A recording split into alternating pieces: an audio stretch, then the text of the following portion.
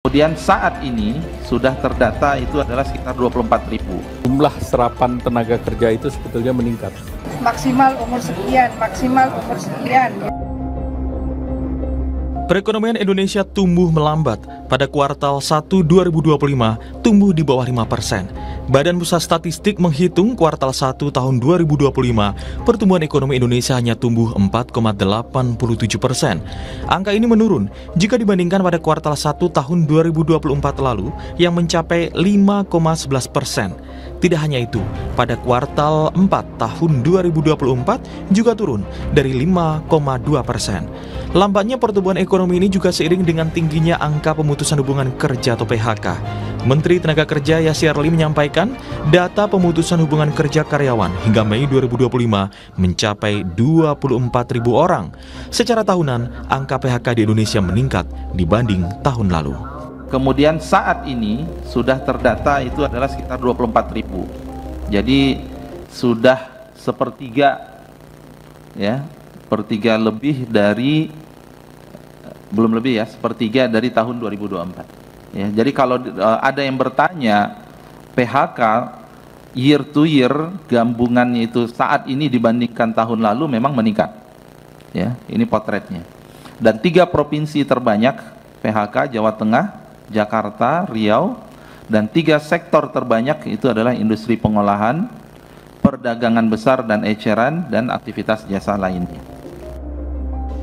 Masyarakat pun semakin susah mendapatkan pekerjaan. Hal ini terlihat dari padatnya pencari kerja yang mengantre di Job Fair Kemayoran, Jakarta Pusat.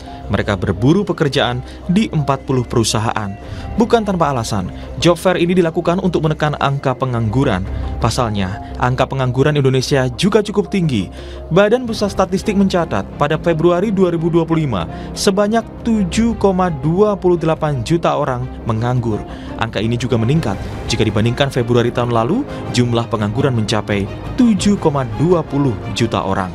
Tingkat pengangguran terbuka Februari 2025 mencapai 4,76%, sedangkan Februari tahun lalu 4,82%. Merespon angka pengangguran dan PHK, Menteri Koordinator Bidang Perekonomian Erlangga Hartarto bilang jumlah serapan tenaga kerja sebenarnya meningkat di triwulan pertama. Hanya saja jumlah angkatan kerja juga turut naik. Jumlah serapan tenaga kerja itu sebetulnya meningkat.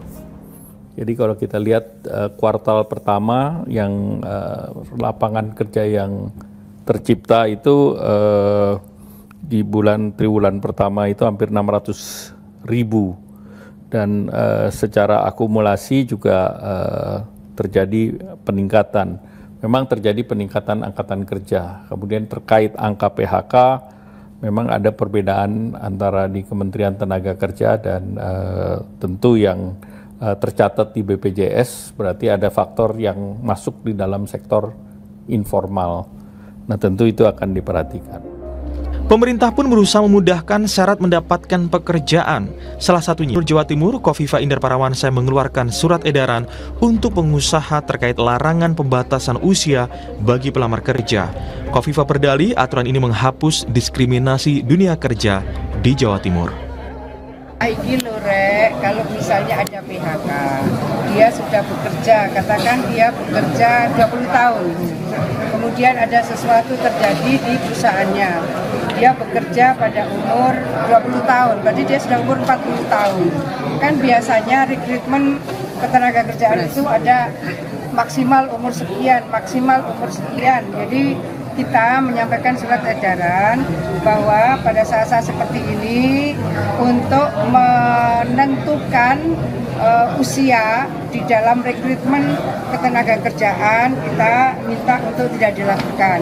Tapi sudah kita komunikasikan dengan perusahaan A, kita komunikasikan dengan perusahaan B. Ibaratnya begini, ketika kita itu mengeluarkan kebijakan itu nggak bim salah bim tiba-tiba kita keluarkan, enggak. Kita sudah mengkomunikasikan. Dalam kondisi seperti ini diharapkan ada kebijakan pemerintah dengan optimis untuk meningkatkan pertumbuhan ekonomi, mendorong dibukanya banyak lapangan kerja demi menekan angka pengangguran.